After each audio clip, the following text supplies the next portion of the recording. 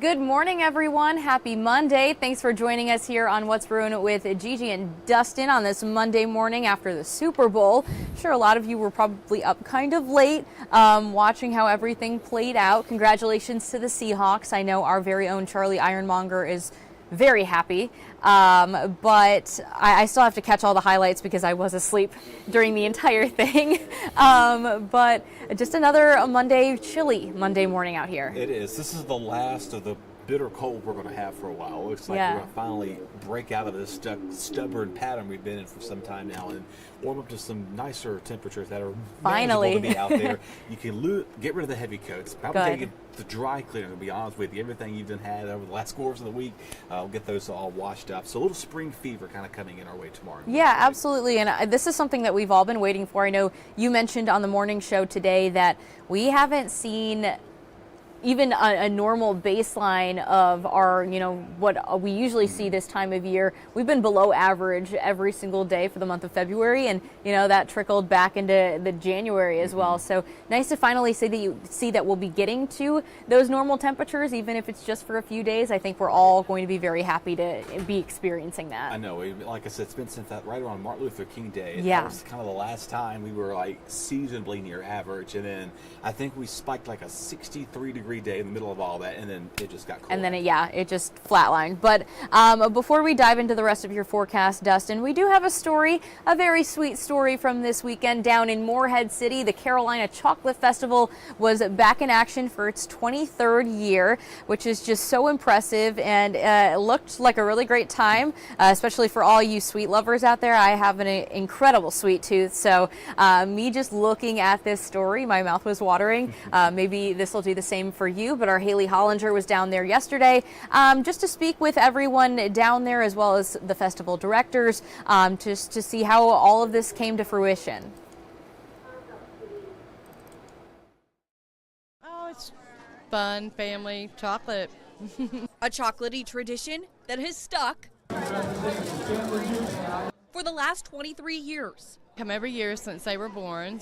Thanks to a man named John Green and his wife's love for chocolate, the Carolina Chocolate Festival was born. He was told by a lot of people it would never succeed. Nobody'd come to a chocolate festival. Well, here we are, 23 years later. So people could enjoy a sweet treat. The bacon and the strawberries, chocolate covered, of course. And give back to the community. $700,000 donated back to the community. We are totally a nonprofit that gives back to the community. Which is why longtime vendors like American Dream Cakes have been dedicated to the festival for the last 13 years. Well, first of all, who doesn't love chocolate? But yeah, it's great, this organization. So for us to be part of that and being able that way to give back to the community has just been fabulous. The Carolina Chocolate Festival is always in the first weekend of February, and Sunday was the festival portion following other activities on Friday and Saturday, with the proceeds going to over 20 charities each year. In Morehead City, Haley Hollinger, WITN News. Oh, looks so good. If I were down there, I'd probably be spending a fortune on all of those things. The chocolate covered strawberries look great. I know they mentioned the chocolate bacon. You said that sounded good. Just a lot of good stuff down there, and it's really great to see that it's all for a good cause as well. So hopefully, if you went down there, you got some nice chocolate, some fudge, all of that great, delicious stuff. But we're gonna toss it over to you, Dustin. Tell us about the forecast. Well, it's probably a good day to have something warm. Maybe a little for cup sure. Of chocolate. Yeah, a little hot chocolate. There you go. There we go. And some fudge with it too, but no doubt about. I want to talk about the weekend because it's been raining, it's been snowy, it's been icy every weekend. The first time in 5 weekends we've had no precipitation actively falling in our rain gauges here. So finally a win for once, minus the Super Bowl for those who like that. But other than that, that's some good news for the finally a dry weekend.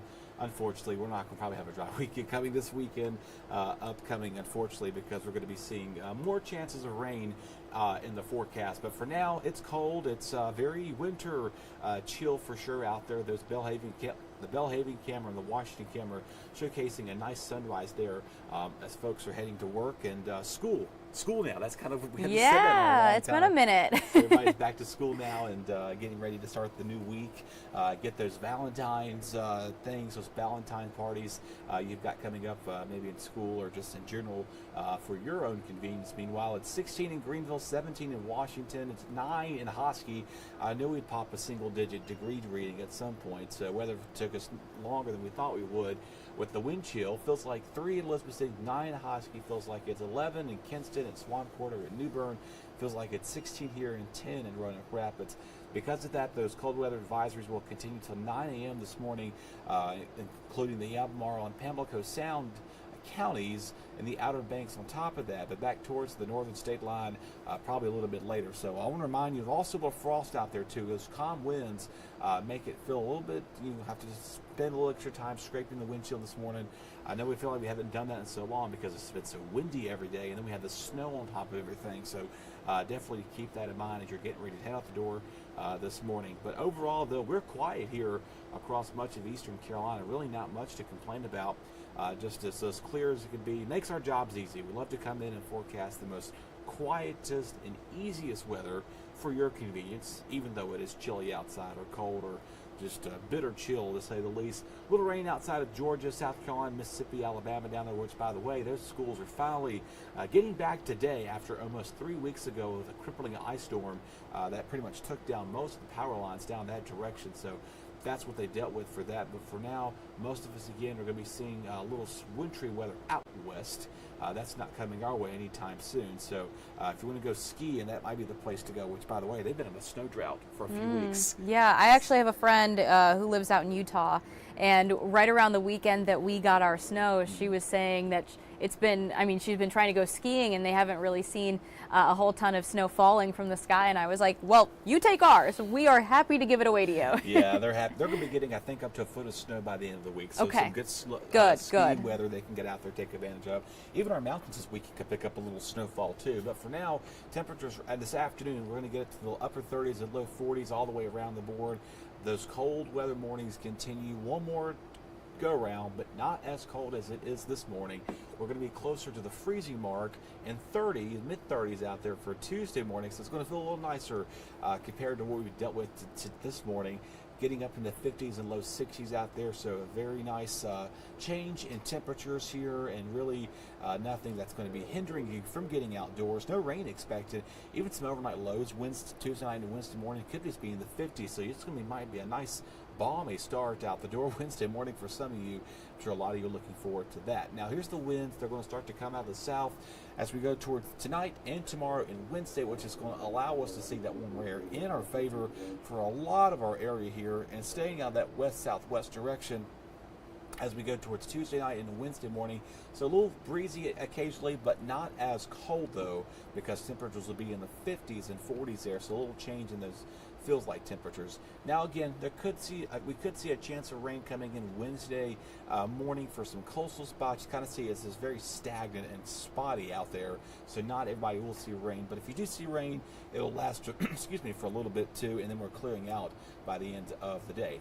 Valentine's forecast. A lot of you are trying to plan for the weekend. The way it's looking right now, chilly, rain, not anything pleasant at this time. It looks to be later in the afternoon, so that's why I've got that rain chance in there. But Wednesday, though, if you're looking to go catch a basketball game there at Minji's Coliseum, things are going to be looking a-okay. 40s today, low to mid 60s for Tuesday and Wednesday. Again, a small chance of rain there late in the morning, but that's really not all. I mean, that's probably all there will be out of that little system. We could squeeze out maybe a stray sprinkle or stray shower on Thursday as clouds do increase for us. Partly cloudy skies likely as we go towards Friday. That rain chance for Valentine's looks to be later in the day, so the first half of as of now Saturday morning looks okay. Though again, we may be fluctuating with rain chances over the next couple of days. So don't be surprised if that number does go back up. I took it down this morning because models were not showing a lot of rainfall for Saturday. It wasn't until late in the day, and Sunday right now looks to be a complete washout. Though it's warm. No snow as of yet. Okay. We don't see any. So we'll have to carefully examine how that plays out. All right, but the big story, I would say, especially for us, all of us here in eastern North Carolina who have just been sick of this winter weather, these 60s are coming. They're coming tomorrow. They're coming Wednesday, which is just something that we've been all really wishing for. So we finally are able to take advantage of that. If you need to do anything outside, looks like tomorrow's your day to do it. I know you mentioned a few showers in the morning Wednesday, but nothing that, to write home about, anything of too much of a concern. But also, like you said, always good to keep in mind, keep checking in with us on WITN, check in with our meteorologists as those rainfall totals or rainfall chances kind of, swing. That's normally how this goes. So you look at one data set and say, okay, we're going to be pretty good. Yeah. The next round of data comes in, we're going to change it and put rain in the forecast. Right. So that's why it was so fluid when we saw the snow the last couple of weeks. Like, well, how come this says this and this says that? There's more than just throwing out a number and say, okay, bam, 100% chance of snow or rain or whatever in this case may be. So. And of course, as the week progresses, especially with the weekend forecast, your models and your data, they're going to get a little more concrete. So right now, it's good to know that this could be a possibility, but as the week goes on, just keep in mind if you want to do any, if you're planning your Valentine's Day plans, just know that there is a possibility for some weather that's not going to be, the most wonderful for the day, but that's okay. I mean, I think it's doable. Typically people are not, unless there's big celebrations outside, you're typically going out to eat and doing some things indoors, whatever it may be. But other than that, a good soaking rain's needed because we still have that severe drought. That's and true. We'll talk more about that at 8 o'clock. But yeah, so let's enjoy the nice warm-up coming. Yeah, let's enjoy what we have coming because, like we said, this is a big win for us, especially after those really below average temperatures that we've just been enduring for weeks and weeks on end. It feels like it has been never ending, but glad to see that we're going to be breaking that streak tomorrow. But we do have some people joining us over on Facebook that we want to shout out, say hello and good morning to on this Monday morning. Good morning to Esmeralda down in Chinquapin. Thanks so much for tuning in. And Susan from Stumpy Point. We got Renee coming from South Carolina. Thanks so much for tuning in. I think we also have Phil from England. Thanks for joining us from across, the world. Pond. This is wonderful. Yeah, across the pond. And to Dina, good morning to you as well from Fountain. Hope you have a wonderful day as well. We'll be back again at 8 a.m. for another news and weather update. Hope you can join us then. Have a great Monday.